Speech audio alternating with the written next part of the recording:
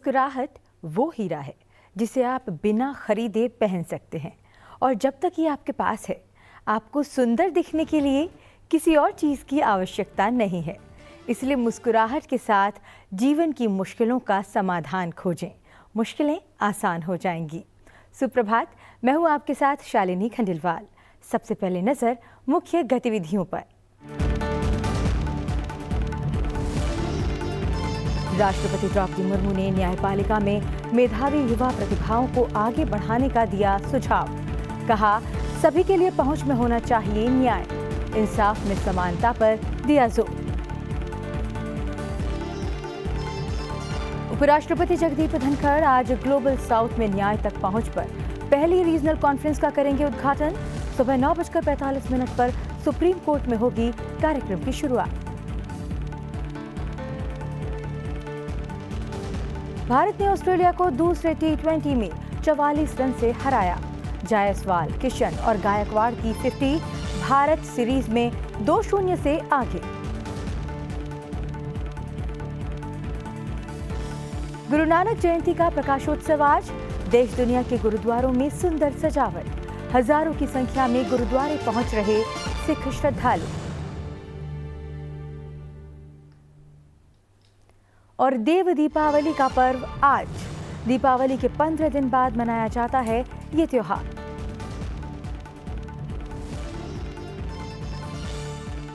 सुप्रभात में अब बात विस्तार से।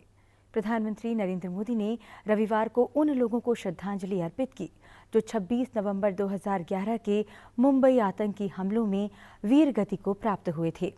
आकाशवाणी पर मन की बात कार्यक्रम में प्रधानमंत्री नरेंद्र मोदी ने कहा कि देश 26 नवंबर को कभी नहीं भूल सकता, क्योंकि उस दिन राष्ट्र पर सबसे ज्यादा खतरनाक आतंकी हमला हुआ था।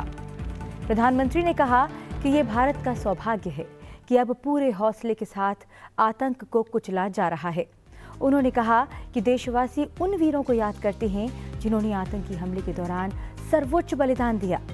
प्रधानमंत्री ने कहा कि 26 नवंबर का दिन इसलिए भी महत्वपूर्ण है क्योंकि 1949 में इसी तिथि को संविधान सभा ने भारत के संविधान को अंगीकार किया था। उन्होंने कहा कि 2015 में बाबा साहेब अम्बेडकर की 125वीं जयंती के अवसर पर सरकार ने 26 नवंबर को संविधान दिवस के रूप में मनाने का फैसला किया था। उन्होंने संविधान दिवस के अवसर पर देशवासियों को शुभकामनाएं दी। प्रधानमंत्री ने विश्वास व्यक्त किया कि राष्ट्र एकजुट होकर नागरिकों के कर्तव्यों को प्राथमिकता देते हुए निश्चित रूप से विकसित भारत का प्रण पूरा करेगा। आज 26 नवंबर हम कभी भी भूल नहीं सकते हैं। आज के ही दिन देश पर सबसे जघन्य आतंकी हमला हुआ था। आतंकियों ने मुंबई को, पूरे देश को थर्रा कर रख दिया था। लेकिन ये भारत का सामर्थ्य है कि हम उस हमले से उबरे और अब पूरे हौसले के साथ आतंक को कुचल भी रहे हैं। मुंबई हमले में अपना जीवन गंवाने वाले सभी लोगों को मैं श्रद्धांजलि देता हूं। इस हमले में हमारे जो जांबाज वीरगति को प्राप्त हुए, देश आज उन्हें याद कर रहा है। मुंबई में ब्रह्मा रिसर्च फाउंडेशन द्वारा आयोजित तीसरे राष्ट्रीय सुरक्षा सम्मेलन में बोलते हुए भारत में इजराइल के राजदूत कोबी शोशानी ने कहा कि भारत और इजराइल दोनों देशों का डीएनए एक है। उन्होंने कहा कि भारत और इजराइल दोनों देशों के बीच मजबूत बंधन है। शोशानी ने 26/11 हमले में जान गंवाने वालों के लिए एक स्मारक पर पुष्पांजलि अर्पित की।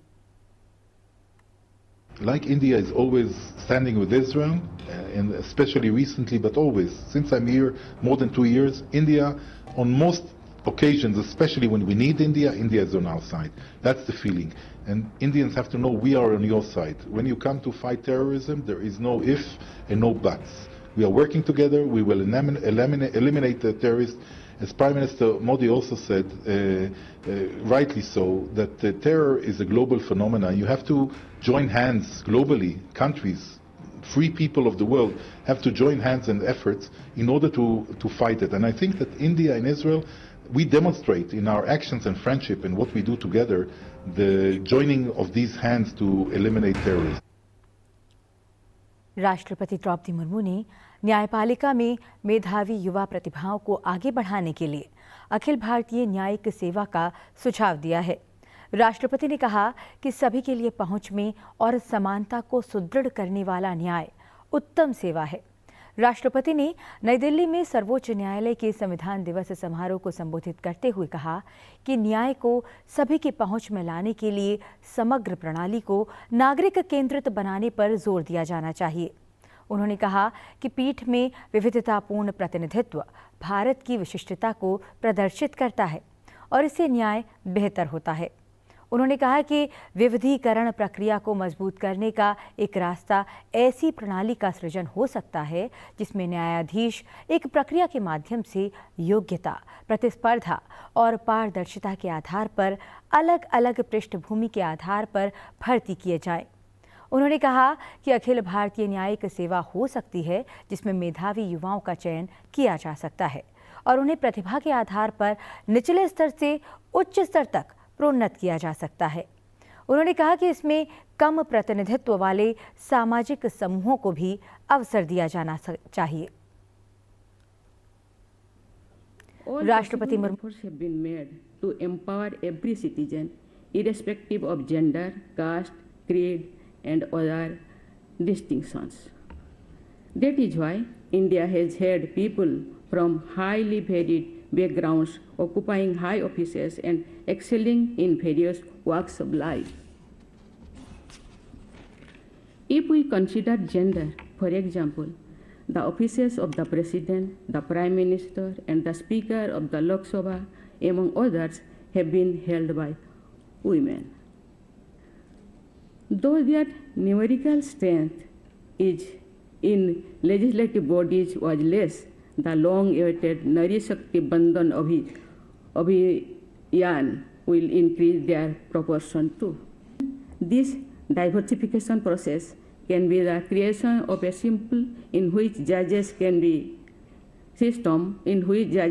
be recruited from varied backgrounds through a process which is merit-based, competitive and transparent.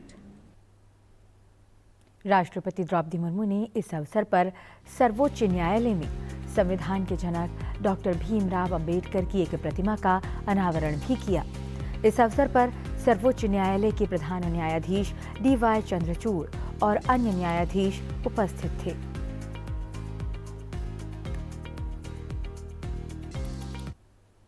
उपराष्ट्रपति जगदीप धनखड़ ने कहा है कि संविधान दिवस उन दूरदृष्टि वाले नेताओं को स्मरण करने का सबसे अच्छा अवसर है जिन्होंने भारतीय संविधान को तैयार किया है और जो लोकतंत्र की रीढ़ है। उन्होंने नई दिल्ली में संविधान दिवस के अवसर पर आयोजित एक कार्यक्रम को संबोधित करते हुए कहा कि 1975 के आपातकाल की अवधि को छोड़कर वर्षों से संविधान आशा और स्वतंत्रता का पुरोधा बना हुआ है। उन्होंने कहा कि ये भारत के लोकतांत्रिक इतिहास में काली अवधि है। उपराष्ट्रपति ने कहा कि आपातकाल के लगाने से संवैधानिक मूल्य और भावना आहत हुई थी। उपराष्ट्रपति ने कहा कि भारत के लोकतांत्रिक मूल्य और जड़ें इतनी गहरी और मजबूत हैं कि ये काला अध्याय वर्तमान समय तक नहीं आ सका। उन्होंने लोगों से समाज में संविधान के प्रमुख मूल्यों की जड़ें मजबूत करने को कहा। Congratulations to brothers and sisters all over the globe on this Constitution Day. This is a befitting occasion to remember with a sense of gratitude and reverence our founding fathers who sagaciously gave us a unique constitution that is a spine to our democracy. I wouldn't reflect much has been said by the Honorable Minister and earlier speakers. Let us in togetherness reaffirm this day our allegiance to constitutional core values. And friends, this is a serious statement. Some of us are getting out of line on this. Over the years, Constitution has been a beacon of hope and freedom, except, and that was the darkest period, a period we would like to forget. Young students, boys and girls, may not be aware of it. And that was proclamation of emergency by the then Prime Minister Indira Gandhi in June 1975. The darkest period in post-independent history of democratic India. Imposition of emergency was outrageous, trampling of constitutional essence and spirit. It was no less than sacrilege of the Constitution, a document so dear now to 1.4 billion people. 1975 में तत्कालीन प्रधानमंत्री द्वारा आपातकाल लागू करना संविधान का बहुत बड़ा अपमान था, संविधान की आत्मा पर कुठाराघात था. Fortunately for us, our democratic values are so strengthened and so deep-rooted and embedded. Such a misadventure cannot even be thought of in present times. The Honorable Minister had indicated that it was in 2015 that the idea occurred to the Honorable Prime Minister to have 26th November as a Constitution Day. Exactly, it was on 11th October 2015, because the notification of which the Honorable Minister is too sure about it was on the date you indicated, 19th of November. But the declaration was made by the Honorable Prime Minister at Mumbai on October 11, 2015, and the occasion was he was laying the foundation stone of Dr. B.R. Ambedkar's Statue of Equality Memorial in Mumbai. उपराष्ट्रपति जगदीप धनखड़ के आज के कार्यक्रम की बात करें तो आज उपराष्ट्रपति ग्लोबल साउथ में न्याय तक पहुंच पर पहले क्षेत्रीय सम्मेलन के उद्घाटन सत्र में मुख्य अतिथि के तौर पर शामिल होंगे. सुबह करीब 9:45 पर सुप्रीम कोर्ट में कार्यक्रम की शुरुआत होगी. आप संसदीय टीवी पर इसे लाइव देख सकते हैं.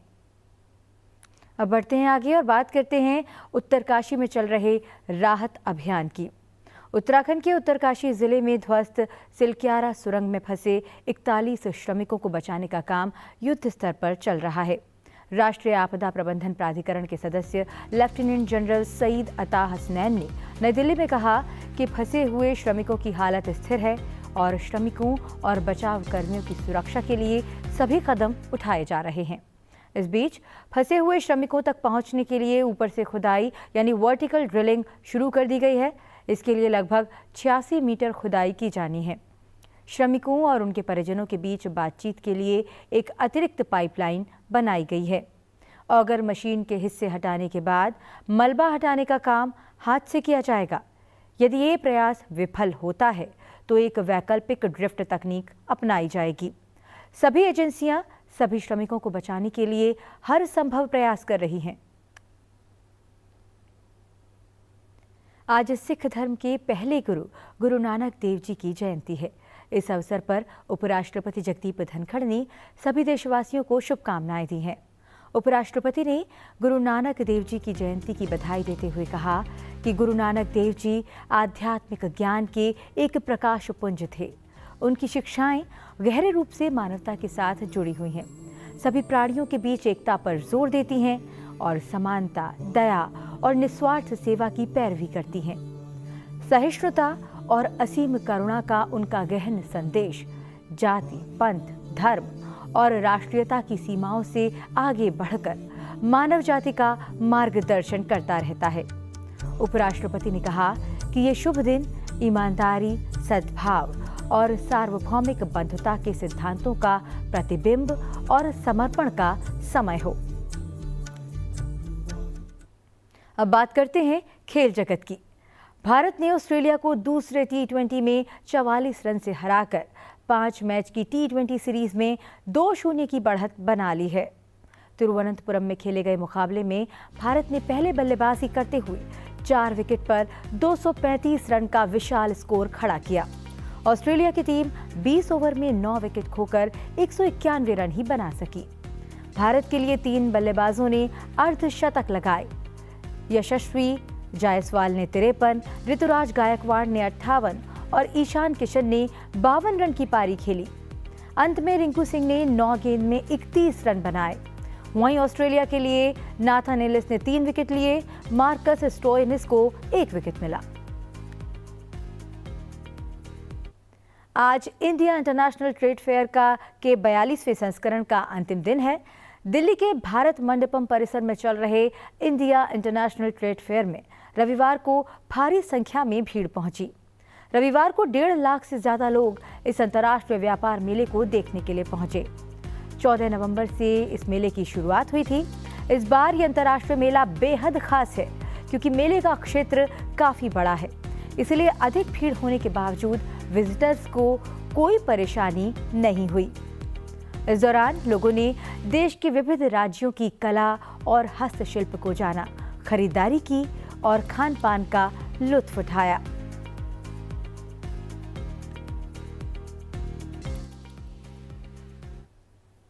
कई विशेषताएं रही अब की बार। सबसे पहले तो ये अभी तक का सबसे बड़ा मेला था। अभी तक हम लोग लगभग 75,000 वर्ग मीटर में इस मेले का आयोजन किया करते थे। अब की बार ये 1 लाख वर्ग मीटर से ज़्यादा हो चुका है। दूसरी विशेषता जो है इसकी कि भारत मंडपम, जो विकसित भारत मंडपम है, उसमें ये प्रथम ट्रेड फेयर था और जो हमारी नई फैसिलिटी बनी है, एग्जीबिशन हॉल्स बने हैं, उन सभी हॉल्स का इसमें पूर्णतः प्रयोग हुआ था। तीसरी विशेषता यह है इसमें कि अब की बार ये मेला बहुत ही सुनियोजित ढंग से लगाया गया है। दर्शकों की संख्या बहुत अधिक रही। किसी भी दिन शनिवार को, इतवार को 1 लाख से ज़्यादा दर्शकों ने इस मेले में आए, यहाँ पे उन्होंने भाग लिया, लेकिन किसी भी तरह की दिक्कत किसी को महसूस नहीं हुई।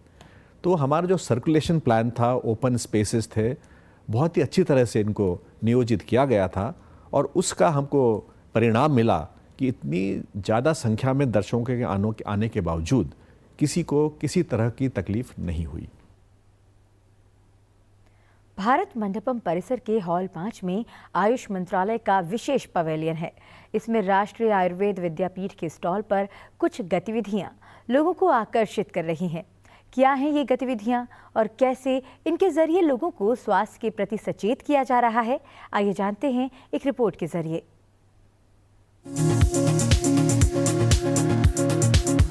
प्रगति मैदान में आयोजित 42वें अंतर्राष्ट्रीय व्यापार मेले में आयुष पवेलियन की स्वास्थ्य से जुड़ी कई गतिविधियां लोगों में दिलचस्पी पैदा कर रही हैं। इसमें दादी से पूछो गतिविधि बेहद खास है। इसके जरिए लोगों को किचन रेमेडी के बारे में बताया जा रहा है। हेलो बेटा, कैसा है तू? हाँ मैडम, मैं जैसे ये अभी इस टाइम नज़ला जुकाम कोल्ड चल रहा है, उसके लिए कुछ बताइए। अच्छा, उम्र कितनी है बेटा तेरी? मेरी उम्र मैं 60 हूँ। बाहर का बहुत खाता है खाना, मैदा, छोले, कुलचा पसंद है ना तुझे? हाँ तो बेटा वो सब चीज़ें नहीं खाना, घर का मम्मी जो बनाती है ना, दाल चावल सब्जी रोटी, वो सब खाना है, ठीक है? और अजवाइन का पानी खाने के बाद में लिया कर, ठीक है? इस पहल का उद्देश्य छोटी स्वास्थ्य समस्याओं के समाधान के लिए घर की रसोई में उपलब्ध चीजों के बारे में लोगों की जानकारी बढ़ाना है, जिससे स्वास्थ्य केंद्रों में होने वाली गैर जरूरी भीड़ को कम किया जा सके। राष्ट्रीय आयुर्वेद विद्यापीठ की तरफ से हमने ये इवेंट ऑर्गेनाइज किया है, दादी माँ से पूछो।